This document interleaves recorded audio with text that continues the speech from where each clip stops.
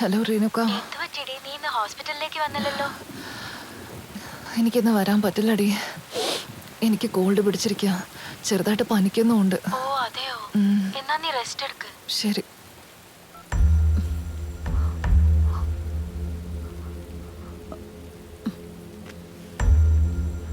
മോളെ, ചൂട് ചായ കൊണ്ടുവന്നിട്ടുണ്ട്.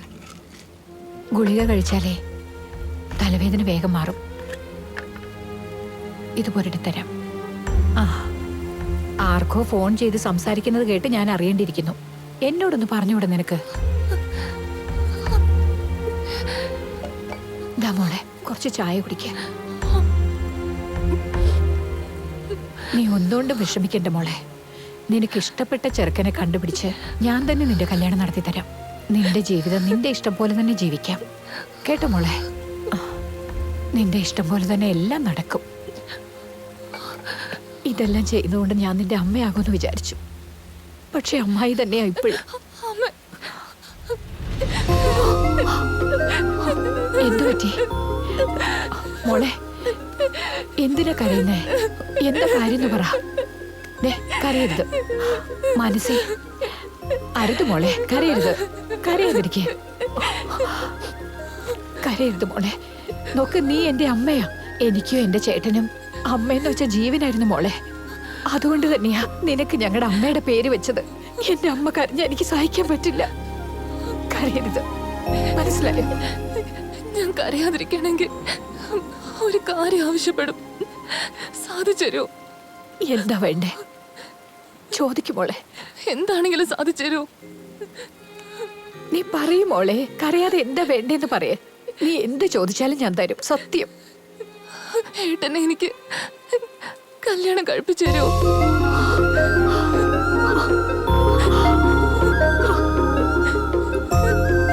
ചൈതന്യ കല്യാണം കഴിക്കാൻ സമ്മതമാണോ? സന്തോഷമായി. ഇതിൽ കൂടുതൽ എനിക്ക് എന്താ വേണ്ടേ? ഇത് കേൾക്കാൻ വേണ്ടിയാ ഞാൻ കാത്തിരുന്ന്. നമുക്ക് ഈ കല്യാണം നടത്താം, തീർച്ചയായും.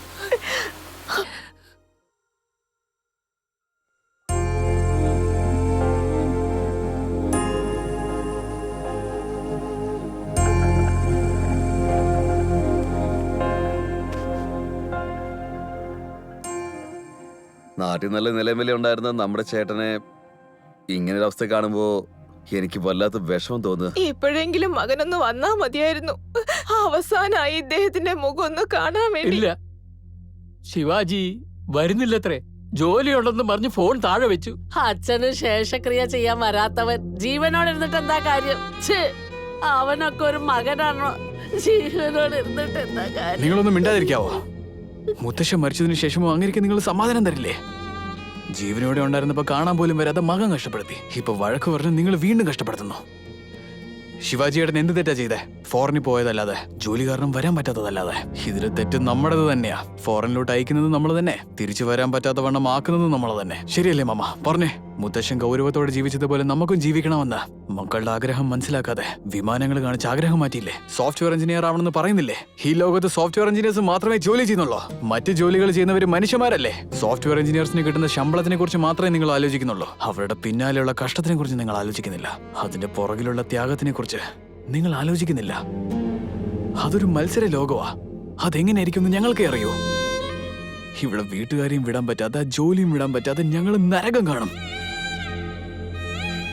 ഞാനും മനസ്സിയെ കല്യാണം കഴിച്ചിട്ട് അമേരിക്കയിലോട്ട് പോകാനാ വിചാരിച്ചേ.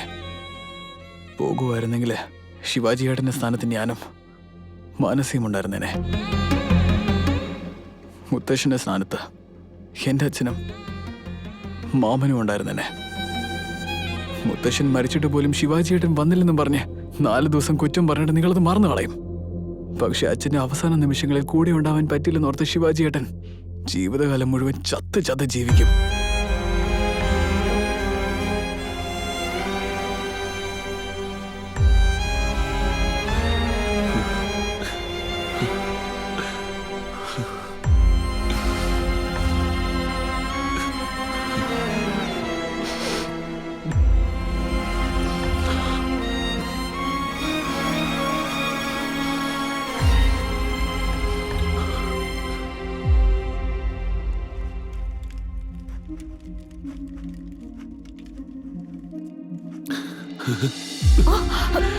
എന്താ ചേട്ടാ, എന്താ ഈ ചെയ്യുന്നേ?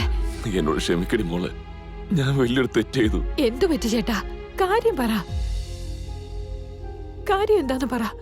എന്റെ മോൾ ഈ ഗ്രാമത്തില് പാടത്തും പറമ്പിലൊക്കെ കിടന്ന് കഷ്ടപ്പെടാതിരിക്കാൻ വേണ്ടിട്ട് നല്ല ശമ്പളമുള്ള സോഫ്റ്റ്വെയർ എഞ്ചിനീയർക്ക് എന്റെ മോളെ കെട്ടിച്ചു കൊടുക്കാൻ ഞാൻ കരുതിയത്. ചൈതന്യയുടെ ജോലി നഷ്ടപ്പെട്ടെന്ന് പറഞ്ഞ ഉടനെ ഈ കല്യാണം എങ്ങനെയും നിർത്താൻ വേണ്ടി ഞാൻ തീരുമാനിച്ചു. ചേട്ടാ, ചൈതന്യ ചേട്ടന് ഇഷ്ടപ്പെട്ടത് സോഫ്റ്റ്വെയറിൽ ജോലിയുള്ളത് കൊണ്ടാണോ? മമ്മ, നിങ്ങൾക്ക് ശരിക്കും ഒരു സോഫ്റ്റ്വെയർ എഞ്ചിനീയറെ വേണമെങ്കിൽ ഇന്ന് എൻ്റെ ഓഫർ ലെറ്റർ.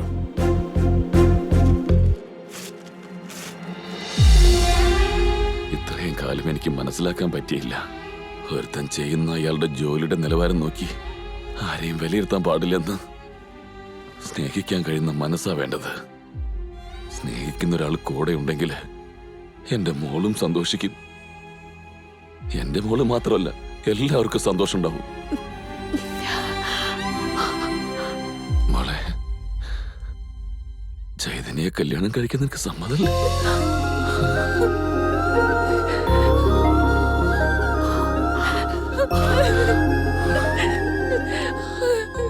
സമ്മതമാണ് അച്ഛാ.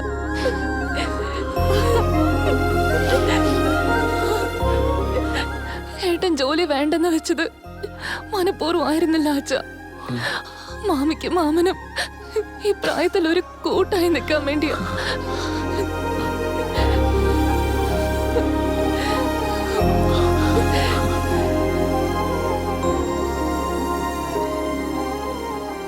കല്യാണം എന്ന് പറയുന്നത് രണ്ട് കുടുംബങ്ങൾ മാത്രം ചേരുന്നതല്ല, രണ്ട് മനസ്സും കൂടി ചേരുന്നതാവണം.